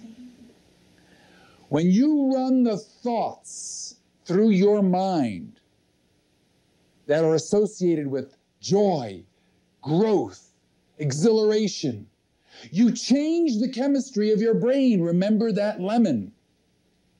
You change the chemistry of your brain by the thoughts you run through your mind. So literally, a positive thinker is living in a different chemical environment than a negative thinker. Because if you change the chemistry of the brain, the chemistry of the body changes. Remember this lemon tonight. If you have a diagnosis of a terminal illness like cancer, and you start thinking, I'm dying, you'll think yourself right into the grave. But there are many people who survive cancer, and it's the ones who believe they can survive. Because when they think, I can survive, they change their chemistry in such a way that they enhance immune function. They de-stress the immune system. There's an oncologist, a cancer specialist named Carl Simonton. Every time he tells one of his patients that they have cancer, the very next thing he says is, I'm going to introduce you to several people who have all had the exact same cancer as you, and they have all fully recovered. Now, what do you think that does to a patient's state of mind? They start thinking, I can recover. I can recover. I can recover. I can recover. And many of his patients recover. 20 years ago, you receive a diagnosis of cancer, it's like receiving a death sentence. People didn't survive cancer, people died. Norman Cousins, what a man. He knew about positive thinking and that laughter must create a positive chemistry in the body, certainly more than worry. And so when his doctors told him he only had a few months to live, he checked out of the hospital. Went to a hotel, had his friends bring him all these inane comedies on videotape. I don't know what they were. Keystone Cops, Charlie Chaplin. And he'd be lying in his bed having these big belly laughs. We call him the man who laughed his way back from the grave. He survived. Well, after he survived, the medical community was intrigued. And so they conducted a study at Harvard trying to figure out what goes on when people laugh. And in that study, they discovered there's a network of glands in the brain, and they secrete substances called neuropeptides. Now, up until this time, it was thought there were only two glands in the brain, the pineal and the pituitary. And these other glands were mistaken for lymph nodes. But now they discovered these were actually glands secreting chemicals, substances. And we discovered as a result of this study that the neuropeptides combine and recombine in such a way that within the body we can manufacture just about every drug you can get in the pharmacy. In other words, when you think negative thoughts, you stimulate the release of certain chemicals into your brain. And you change the chemistry of your brain in such a way that it changes the chemistry of the body. If you think positive thoughts, you trigger the release of a whole different set of chemicals. And that means you change the chemistry of the brain and the body a different way. Remember this lemon. If you eat junk food, you're going to get depressed. The mind and the brain and the body, it's all one unit. you change the chemistry of the brain, you change the chemistry of the body, you change the chemistry of the body, you change the chemistry of the brain. So, that means that you are controlling your experience of life depending on the thoughts you run through your biocomputer. We know the mind can change the chemistry of the brain. We did it with the lemon right here in this room. My belief is, to walk on fire, you have got to do something with your mind that will change the chemistry of your body in such a way that it alters how heat gets conducted through the tissues. Now, how do you do that? How do you do that? Well, here is the secret of firewalking, right here. In this moment, I'm giving you the secret of firewalking. If you're standing in front of the coals and you believe that walking out on those coals is going to burn you, is going to hurt you, if you think you're going to step out there, burst into flame, and melt down to a greasy smudge, you are certainly not going to walk out on the coals. I want you to be paying attention in here. I want you to know before you walk out there what's going on in here. And if some process in here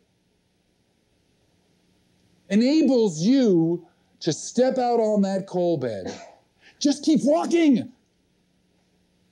Because your foot cannot move without your brain. If your foot has moved, it means you've decided you're not going to burn yourself. And in that moment, you have altered the chemistry of your whole body.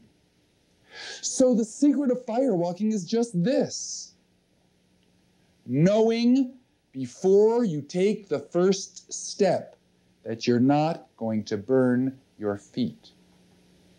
And that's it. If you think you're going to get hurt, if you think you're going to die, if you think you're going to get burned, don't walk out there. I mean, don't be stupid. So the only people who are even walking on the fire are people who know they can do this without burning their feet. And they are living in a different chemical environment in that moment than the people who are burdened with doubt or fear that they are going to burn their feet. There's so much power in thought.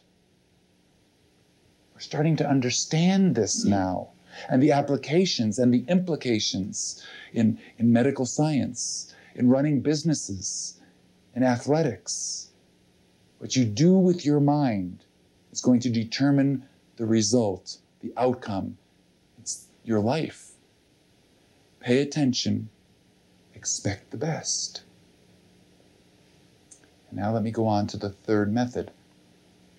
The third method actually has 4 parts to it.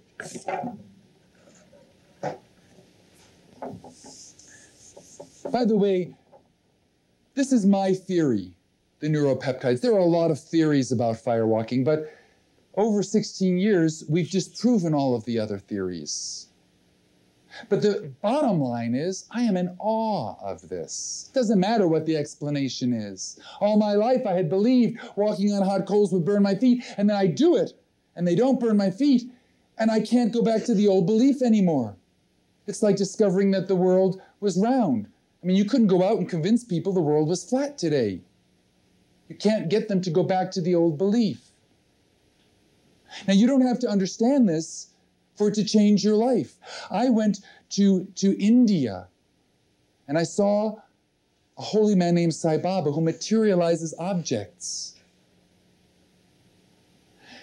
He says he's able to do this because he's God. He says, look, you're God too. The only difference is I know I'm God. I don't understand how he does it, but I'm in awe of it. I don't understand how to fix my car, but I still enjoy driving it.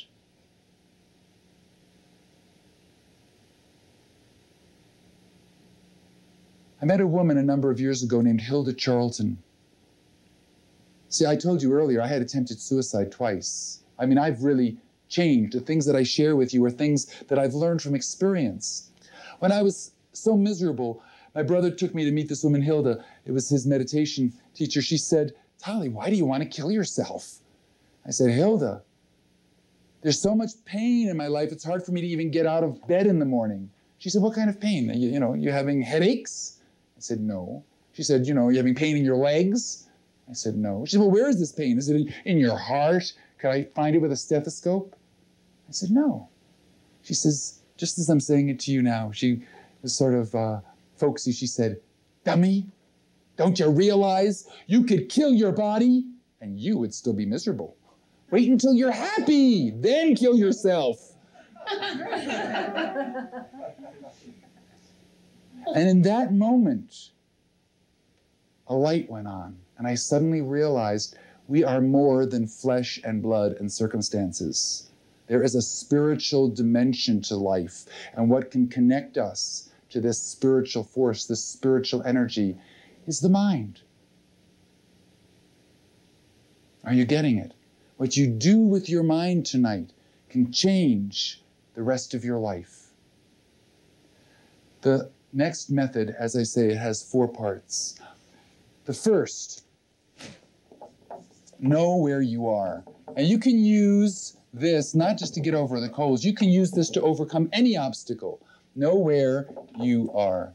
And that means if you want to come and visit me in Twain Harte, and you get out a map, you can't just locate Twain Harte on the map. You also have to find out where you are. You can't be like this guy who's got fear, but he's not willing to admit it. So he walks around pretending like it's not there.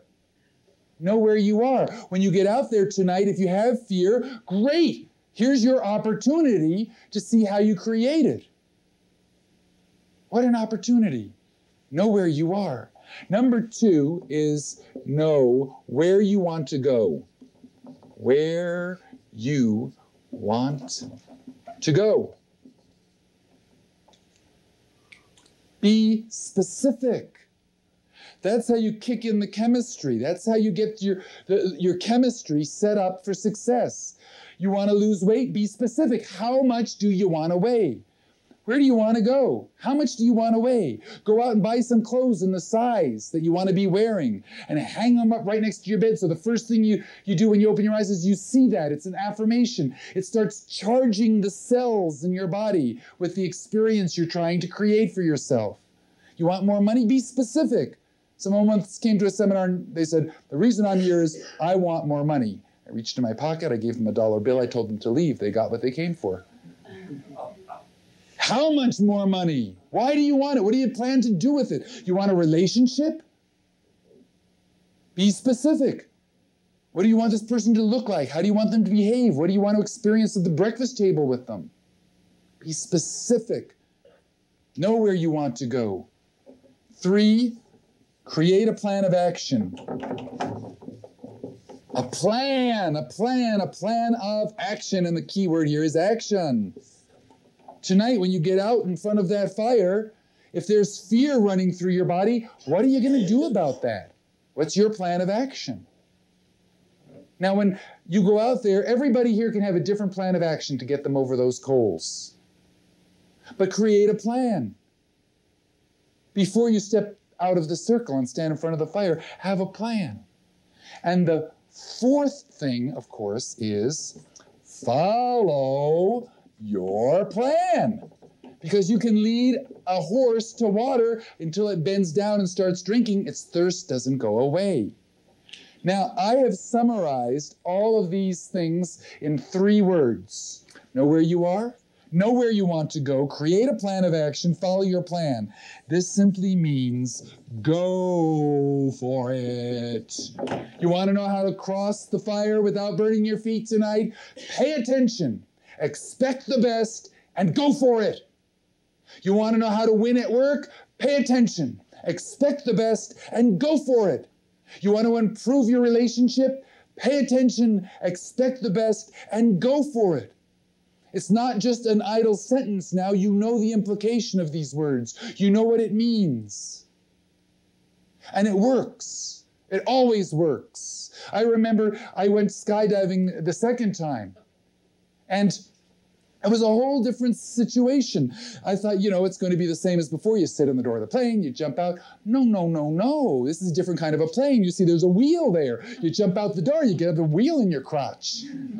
So what you've got to do is you've got to hold on to the edge of the plane, you step out and you climb out onto the wheel, and then you reach up and you hold on to the strut, which is the pole that supports the wing. And then you've got to inch your way out to the edge of the wing. You look back over your shoulder, and when you're in the right arch, the jump master tells you to go. Well, here I had this great victory. I was no longer afraid of heights, and I signed up for this skydiving class, and all of a sudden, I've got to play James Bond and get out on the edge of the wing. And here I am, flapping like a piece of laundry on a clothesline, 5,000 feet in the air, and every time I had to let go of the strut to move my hand a little bit to get out to the edge of the wing, it was, pay attention, expect the best, go for it. Pay attention, expect the best, go for it. And it got me out to the edge of the wing, inch by inch. But if it could get me to the edge of that airplane's wing, believe me, it can work miracles and changes in your life. Pay attention. Expect the best, and go for it. Now, I want to go through a few of the logistical things. I have a little bit more information for you, and then I'll throw it open to see if there's any questions. Logistically, I'd like everybody to take off their shoes and socks. Even if you know you're not going to walk, you just came to watch, take off your shoes and socks. This is the price of admission.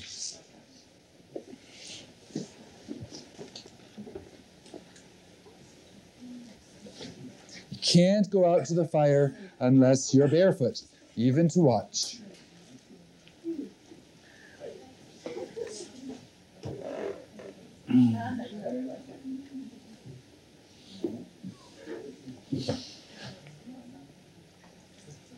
Could you tell them that we're just about 15 minutes away from coming out so they have a sense of it? Now, logistically, here's what's going to happen. Roll up your pant legs, please.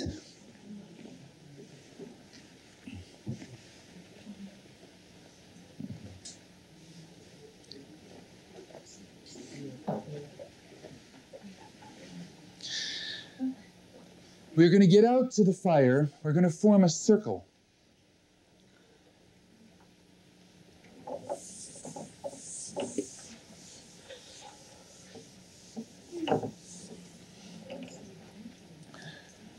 We're going to form a circle, and we're going to start chanting, "Release your mind, see what you find." While the chant is going on, I'm going to rake out the coals. I'm going to rake the coals into a runway. I'm going to take the unburned pieces of wood, and I'm going to lie them on either side of this runway. So there'll be some flames on the side, but the center of the runway will be very smooth and even. After I've raked it out, I'll pound it flat with a shovel. We're going to have a large circle around the fire. We're going to be chanting.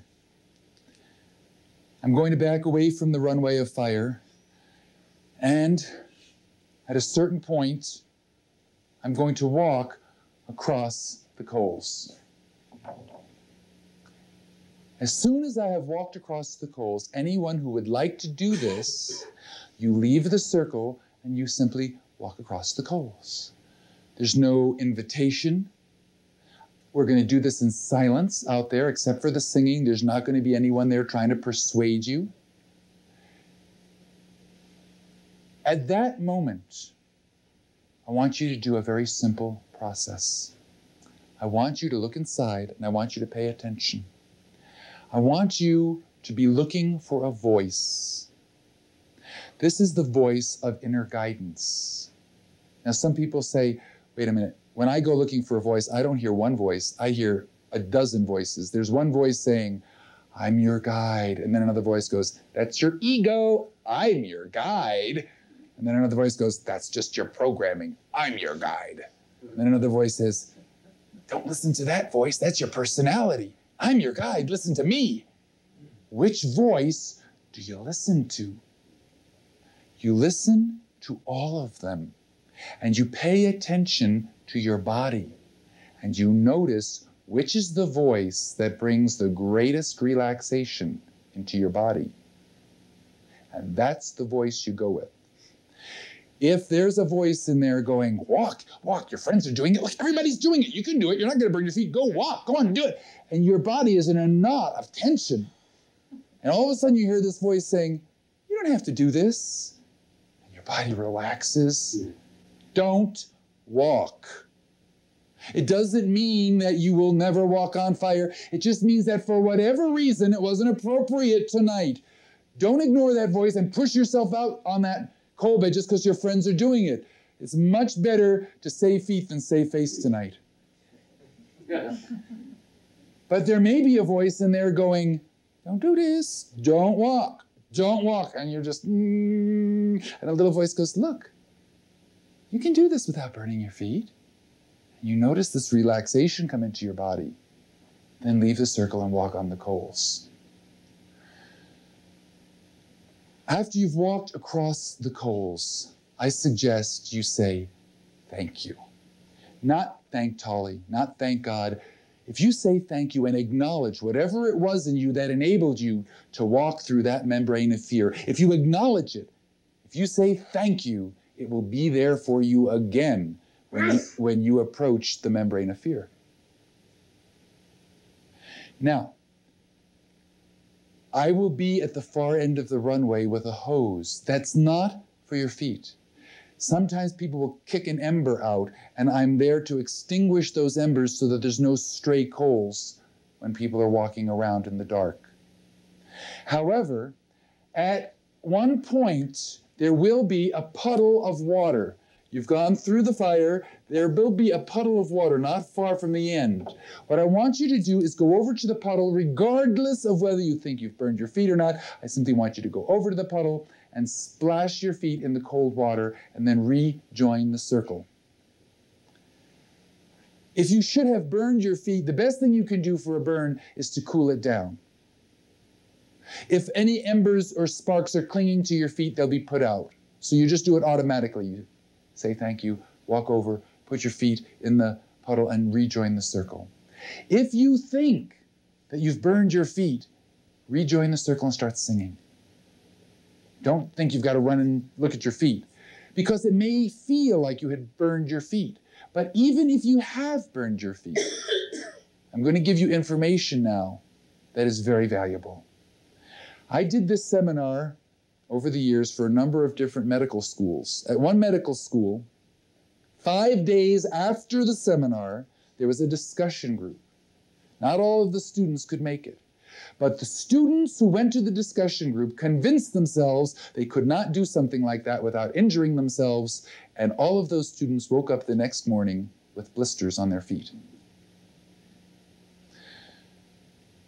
A rather renowned hypnotist named James Mapes is a friend of mine, and I've witnessed him telling a person under hypnosis that their finger was being held in a candle flame, and a blister appeared when there was no fire there.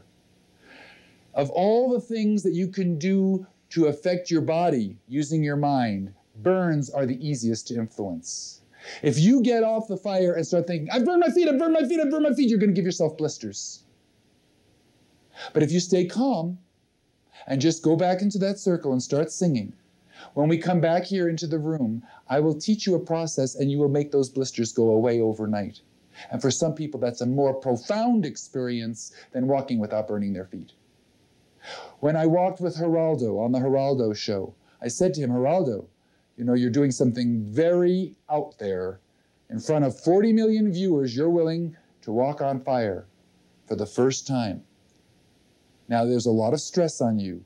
If, by any chance, you know, you burn your feet, don't let on. Just remain calm. And after the show, I'll show you this technique, and you can make those blisters go away. Well, given this scenario, there was a lot of stressful situations to deal with, and he burned his feet. He got a number of blisters. He did this process, and the next morning he called me on the phone. He said, it's a miracle. He said, the blisters are all gone. He said, if I had walked on those coals and not burned my feet, I would have been one of the doubters who say, well, it wasn't hot enough, it wasn't long enough, because I'm such a skeptic. But to discover this incredible, miraculous healing power that lies inside of us, this was a far more amazing experience. Some people need a blister. Their minds are wired in such a way that if they don't get a blister, they really go home thinking, you couldn't have gotten burned on that. The coals weren't conductive enough. You know, it wasn't hot enough. That kind of person will get a more valuable experience by giving themselves a blister. You don't all have to do that. One person can get a blister and demonstrate to all of us that it was a real fire, that we could have all burned our souls. At a certain point, I'm going to say 1 more minute. And I do this because you might be caught in indecision. I'm going to do it. No, I'm not going to do it. Yeah, I'm going to. No. That's a very painful place to be. An indecisive place. You just hang out there. We can let the fire burn for 20 hours and it won't make it any easier for you. And so to cut down on that pain of indecision, I simply limit the time you have to decide. And I'll say 1 more minute. And I'll say 30 seconds. And I'll say last opportunity.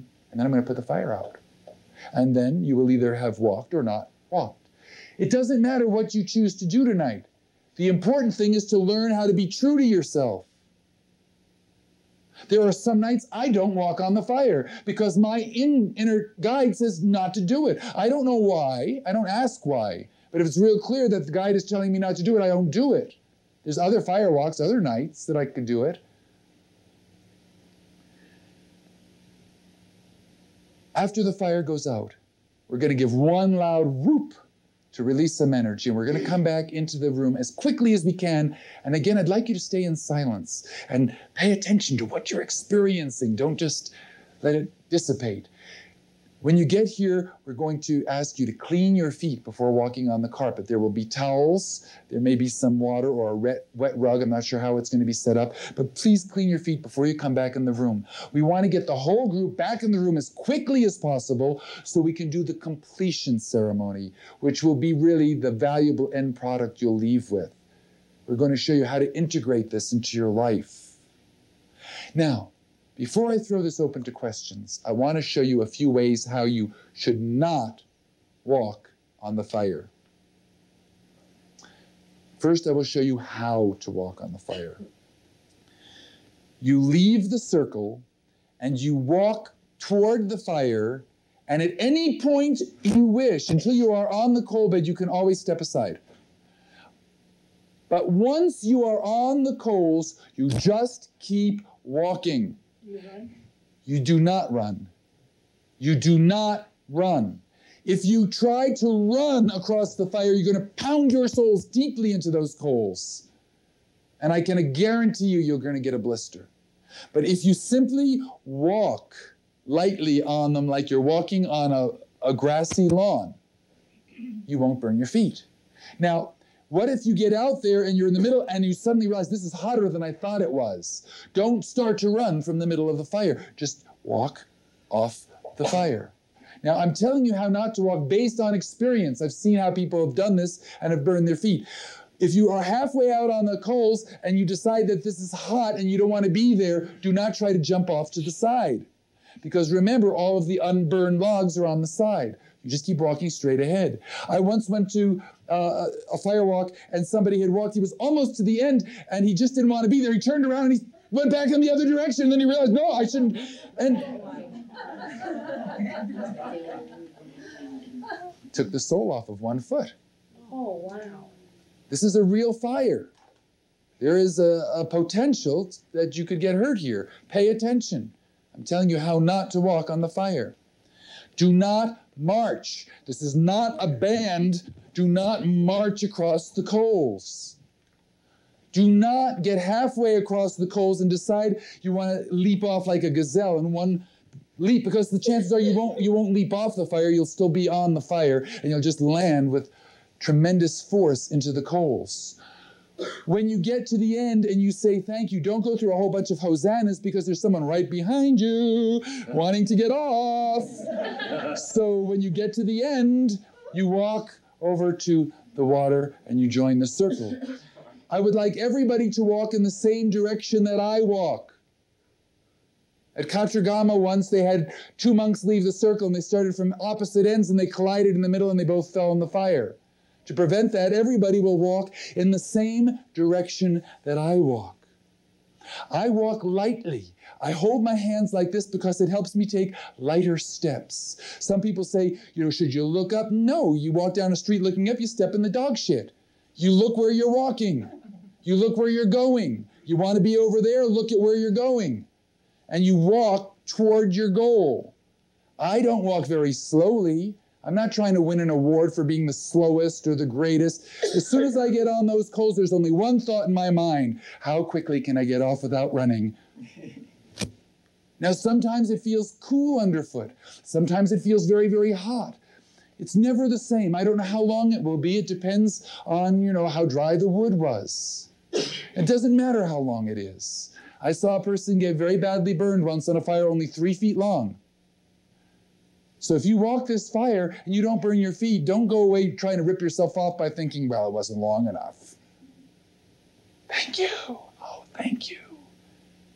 It's such a wonderful thing to cross the fire. Thank you. And the people who don't cross the fire, I want you participating. Thoughts have power. When the National Enquirer covered the Firewalking Seminar, I said to the reporter, it's very important for you personally to understand what's going on here so that you can share it with people in the way it's being shared with you. And what we did is we asked him to stand in the middle of the circle. And I asked him to put his arm out like this and to hold it as if it was a rigid beam. And I said, I'm going to try to push your arm down. You resist. And the first time we tried this, I told everybody in the circle, send him negative thoughts. Tell him, what a sleaze, working for the National Enquirer. Think in your mind he's probably a terrible lover. Think, probably not a good father. Think, he's not very good looking, is he? All right, he holds his arm out like this. And I told him, I want you to start thinking negative thoughts about yourself, that you're a failure.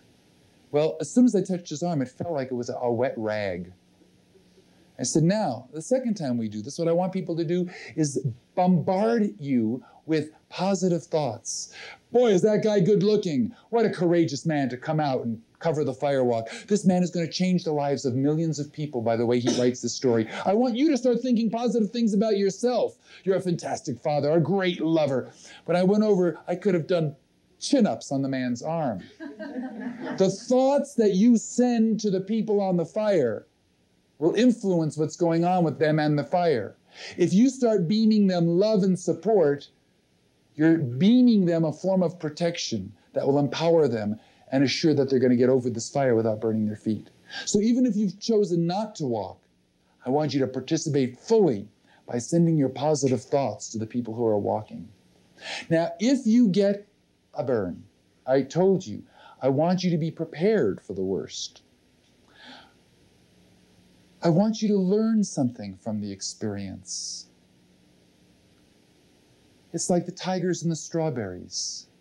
In every situation in life, if you're not enjoying yourself, learn something. Because if you're learning something, that's a positive experience. So if you're always enjoying yourself, or you're always learning something and growing, you're always winning. And so if you get a blister this evening, I want you to win with it. I want you to create it as something valuable because you can learn something about yourself. What was going on in your head? What were you not paying attention to? And when we come back in the room, if you do have a blister, I will share this technique with you so you can heal it. And it will be gone in the morning. Does anybody have any questions? Carol. Have you ever burnt yourself? Many times. Oh, I just wondered. So how did you get over the fear of doing it the next time? The first time I got a 3rd-degree burn, I realized I was always in the habit of walking first because I thought I had to inspire people.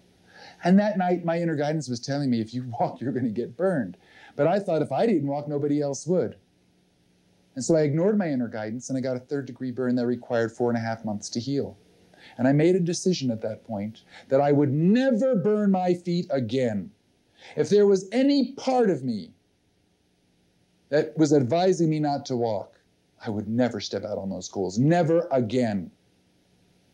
And the only time since then that I got a blister was when I walked on the Geraldo show. And everything with the pressure and the time, you know, that was involved, and I had to do it. I couldn't spend the time looking inside, so I just walked, and I did get a little blister. That's the only blister I've gotten since I made that decision. Decide that you're not going to burn yourself. If you need to punish yourself for some reason, go walk at somebody else's firewalk, not mine. The only people I want out there are people who are in high self-esteem, who know they can do this without burning their feet. See what you find, bring it on home to your people. Release your mind, see what you find, bring it on home to your people. Release your mind, see what you find, bring it on home to your people. Release your mind, see what you'll find, bring it on home to your people. Release your mind, see what you'll find, bring it on home to your people. Release your mind, see what you find, bring it on home to your people. Release your mind, see what you'll find, bring it on home to your people.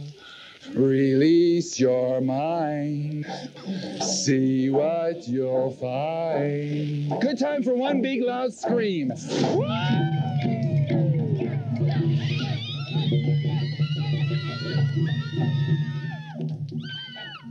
It's just so powerful, and it was like I got the feeling to walk, and the thoughts come, I can do this. I think I can do this. I can walk 30 meters far. It was like my life in front of me, and I had a choice to live it or not, and I chose to live it. Yes. And the fire walk was my life, and I'm going to live it. Yeah. How many people here walked on the fire? Raise your hands. Yeah. Okay, how many people here did not walk on the fire? Raise your hands. Let's acknowledge everybody for their decision. All right.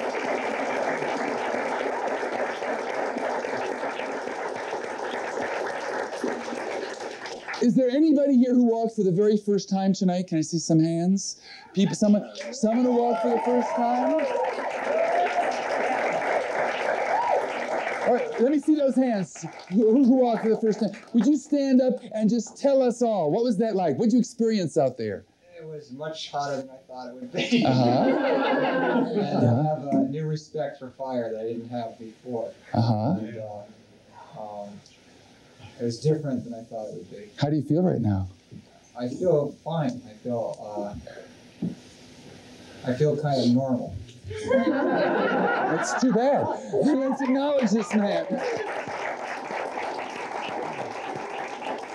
Someone who did not walk. Can I see some hands again? Who did not walk? Someone who did not walk. Would you be willing to stand up and just share what you experienced out there? Yeah, just stand up and share. What did you experience out there? Well, I just thought it was awesome that everybody can do that. It's just wonderful. And how do you feel? I feel like applauding everybody that did it. You feel good? I feel fine. Okay, she learned how to trust herself tonight, and she didn't walk. That needs to be acknowledged. All right. Is there anybody here who was positive they weren't going to walk and they wound up walking? Anybody in that category? Would you stand up and share your experience? Well, I promised myself that I was not going to walk tonight because I've always had a fear of fire. But then the thought that came to me is that if I didn't do it, I always wished I would have. And so how can I experience it unless I try it? So when I give lectures, like I usually do, is that how can I tell other people to work on their fears and to acknowledge their fears if I can't acknowledge my own? So this gave me the strength that I needed to walk through the fire and walk through that fine line of seeing that it's okay to have that fear. All right, let's acknowledge this thing.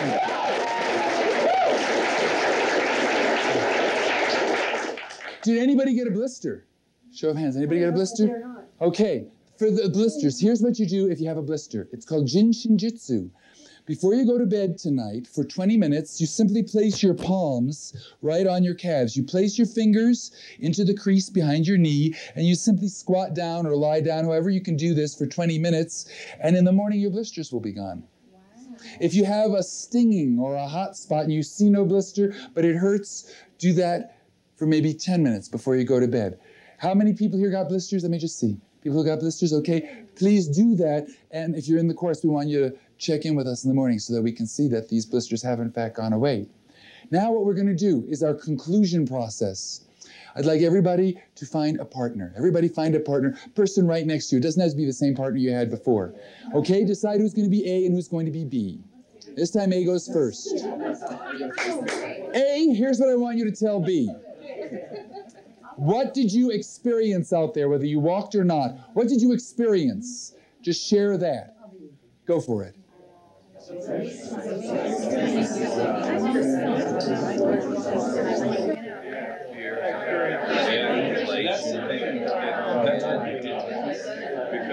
everybody always needs to be myself. Okay, now, A. If I can have your attention, please. A. If I can have your attention, please. A. Shh. A. Here's what I want you to tell B. Doesn't matter whether you walked or not. What was the single most valuable thing that you received tonight, whether it was in here or out there? The single most valuable thing you received that you see right now, how you can apply it to other areas of your life. Doesn't matter if you walked or not. It could have been something that was said in here. It could have been the demonstration with the board. I want you to share with B, what was the single most valuable thing that happened tonight? Your insight that you see how you can apply this in other areas of your life. B, you just listen. A, share that.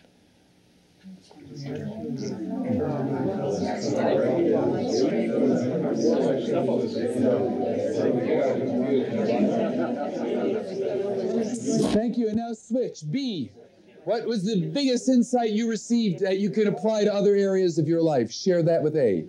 I think it's okay.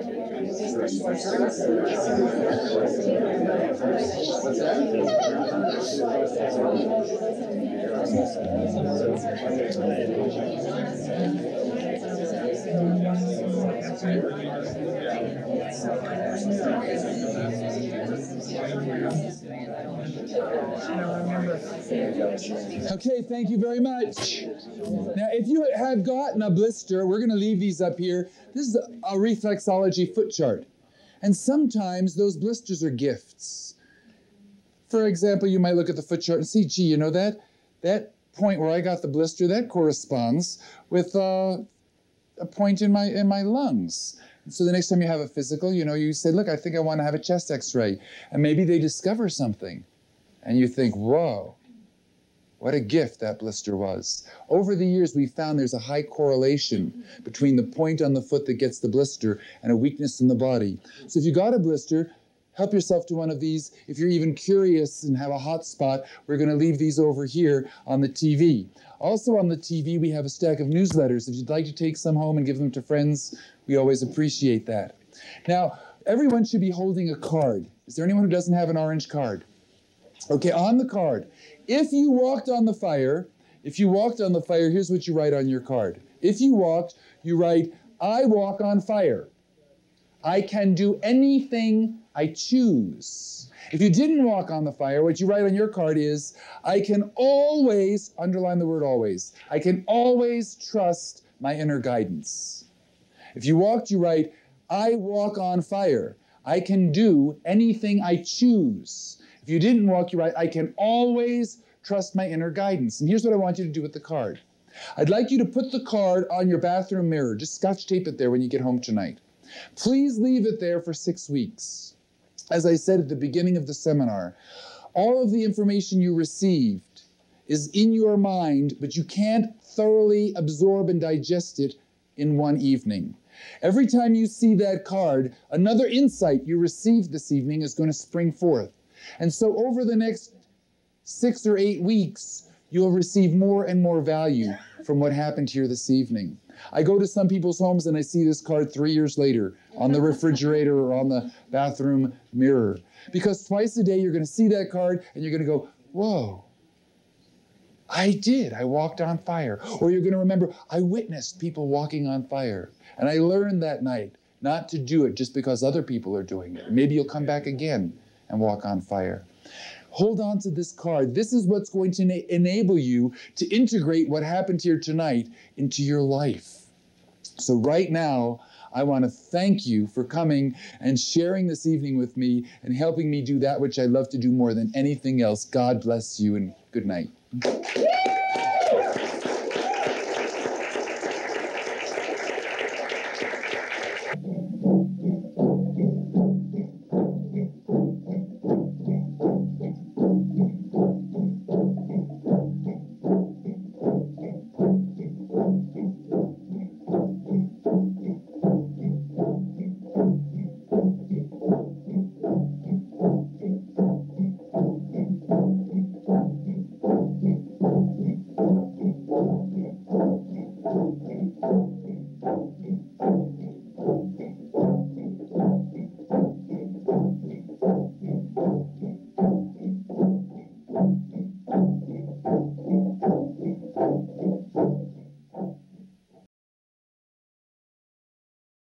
Warning: Firewalking is potentially dangerous. There is an inherent risk in firewalking. Do not attempt this without a certified instructor. The preparation of the coals and the type of wood are very important. This video is not meant to encourage you to firewalk on your own. Without proper supervision, firewalking can result in serious injury or death. For more information, please contact the Firewalking Center.